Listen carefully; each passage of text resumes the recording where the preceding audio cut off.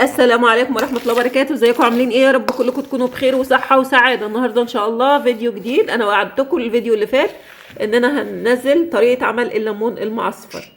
اول حاجة انا عملتها فرمت فلفل احمر بارد، وكنت عندي شطة حمراء حامية فرماها قبل كده، وحطيت عصفر وحبة البركة.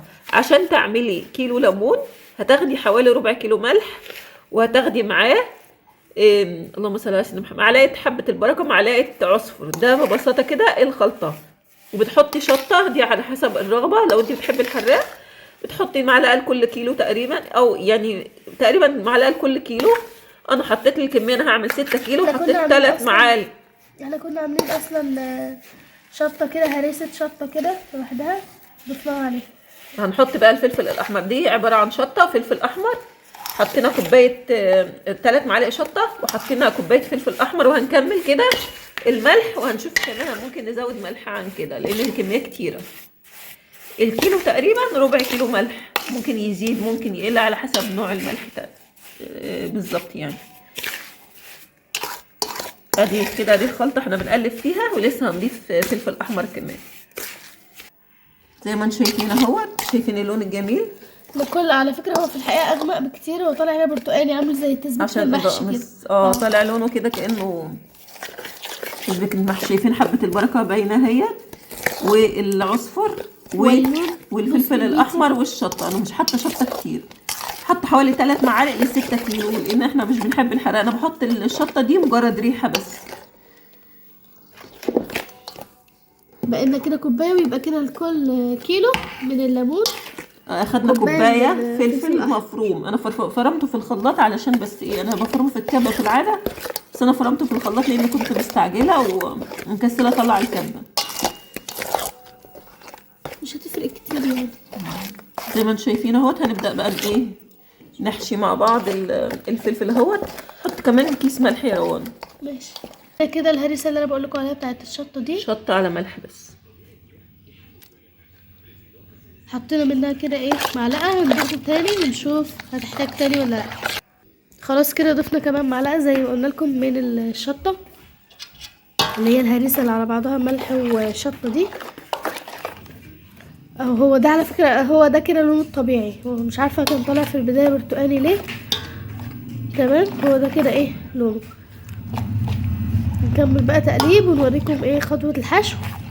حبيت كده مع اننا كنا مستعجلين، بس حبينا كده ان انا نشاركه معاكم، لان عمتي كانت وعداكم انها هتصور لكم الليمون المعصفر. ما تنسوش بقى لايكات كتير للفيديو، وفينا بعدين اهوت وعملناه لكم. ما تنسوش لايكات كتير للفيديو، اللي مش مشترك معانا في القناه يشترك. ويلا قوموا هاتوا بقى كميه ليمون كده حلوه واعصفروه. بس كده تمام. الحشوه بتاعتنا جاهزه. طبعا بنظبط المقدار بتاع الحشوه على قد الكميه بتاعتنا. تمام.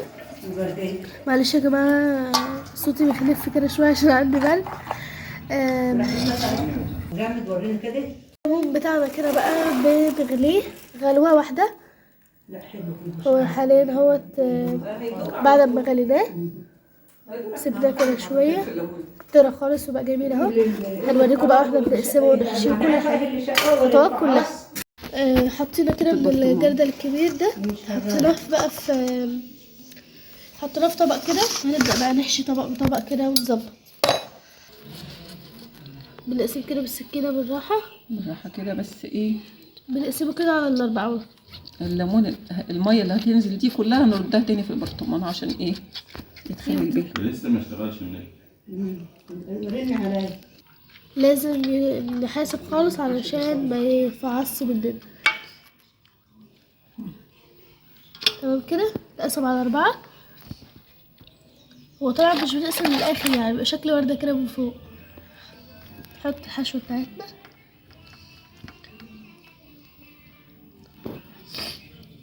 برطمان بقى، برطمان. نروح بقى على البرطمان بتاعنا. احنا اصلا هنا عاملين زيتون كمان اهو. شايفين الكيس بقى اللي عند الغطا من فوق ده بقى يخلي كده محكم الغلق وما يحصلوش اي حاجه بقى، ويفضل حتى لو فتره طويله. هاتي البرطمان عشان احطه اول. برطمان. هنخلص بقى الكميه بتاعتنا ونرجع لكم بالشكل النهائي، بس عشان ما نضيعش وقت مع السلامه، متنسوش لايك كتير للفيديو. وبعد ما كنا راصين في البرطمان الكبير حسينا ان هو الكميه مش محتاجه البرطمان الكبير قوي ده، محتاجه بس البرطمان اللي انتوا شايفينه قدامكم ده، ومكبسينه بقى كويس ومظبطينه. وكمان برطمان كده صغير خالص يعني، حاطينه كده يبقى على الرخامه اي ما نحتاج.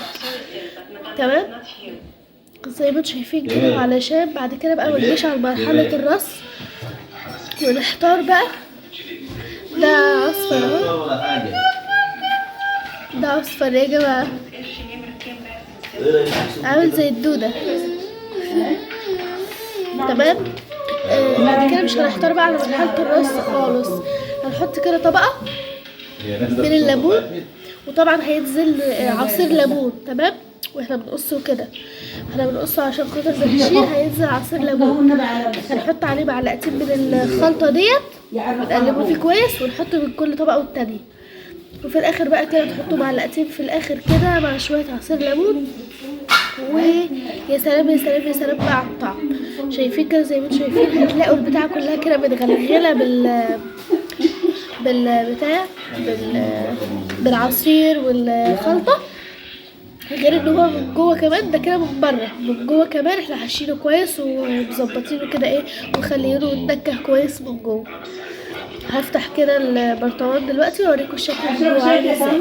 احنا جينا كده بعد ما خلصنا، قمت حاطه معلقتين على الوش بحيث ان انا اغطي كله كده، حوالي كده ربع كوبايه او نص كوبايه من عصير الليمون، مع معلقتين على الوش كده من الايه الخلطه اللي احنا مجهزينها مع بعض. وبألف هنا هوريكم بقى الطبق البرطمان الصغير دلوقتي. واحنا طبعا اتبقى معانا خلطه برضو يا جماعه، طالع لونه برتقالي ما علينا، اتبقى برضو معانا خلطه كده، قمنا حاطينها في برطمان اهو. ده على فكره مش الخلطه الكامله، فلفل بارد ينفع في صلصه مكرونه، ينفع في صلصات، ينفع في تتبيله فراخ مشويه. تتبيله البابريكا كده طبيعي فريش كده، بتحطيه وتاخدي منه بالمعلقه كده، تحطي عليه شويه ملح، تاخدي منه بالمعلقه بسيطه، تحطي شويه ملح كده على الوش بس.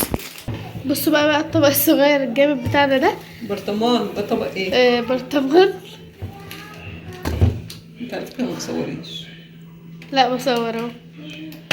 ده كده يفضل بقى على الرخامه اي ما نستخدمه، هو يعني هيلف كده بسرعه، والنكهه ان شاء الله تبقى فيها. هحط بس معلقتين من الخلطه كده اللي هي على بعضها دي عشان نغطي الوش، وربع كوبايه عصير ليمون وبس كده. نبقى ما سبناش ولا تكايه غير لما خلصناها معاكم. كمان طريقه الاحتفاظ ب الخلطه اللي متبقيه معانا، يبقى احنا مثلا كان عندنا كده اهو، دي كده الخلطه اللي هي احنا مستخدمينها، حطيت عليها كده شويه صغيرين من عصير الليمون اللي هو باقي برضو، وحبيته كده في برطمان. دي كان جاي فيها سحلب اللي هو بقى جاي في برطمانات من دي كده، اتنين كده مليانين 3/4 تقريبا.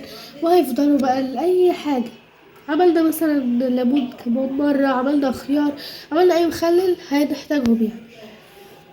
اما بقى بالنسبة للفلفل البارد اللي هو كان فلفل بس مش بنضاف عليه اي حاجة تانية، حطينا كده في برطمان برضو كبير، حطينا عليه كده شوية صغيرين من الملح على وشه كده، وبعدين حطيناه في الفريزر على طول، يفضل لشوي فراخ اي تتبيله يعني شيش طاووق مثلا، يتحط كده معلقتين 3 منه على التتبيله يعني، من الاخر كده حاجه اخر جمدان. هغطي بقى التاني ده، ويبقى كده خلصنا كل وصفتنا. ما تنسوش لايك كتير للفيديو وفعلوا الجرس علشان يوصلكم كل جديد، ويلا بينا نشترك ونحط اجمل لايك.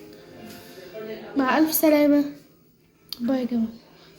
كده عملنا حاجة جميلة جدا وسهلة وبسيطة ومن البيت، وكمان بقى لنا حاجات نقدر نستغلها في حاجة تانية، حاجة مش مكلفة خالص، وفي نفس الوقت نكهة كده حلوة وحاجة كده خير في البيت.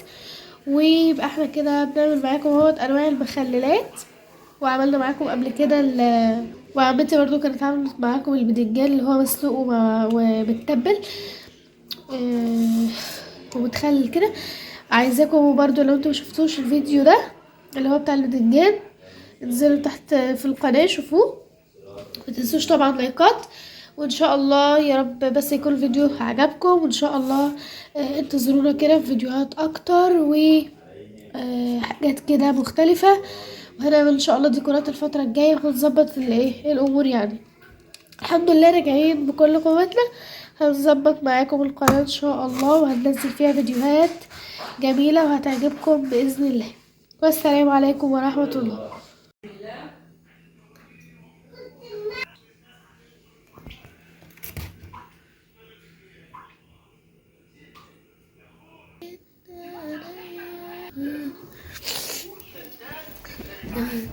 يلا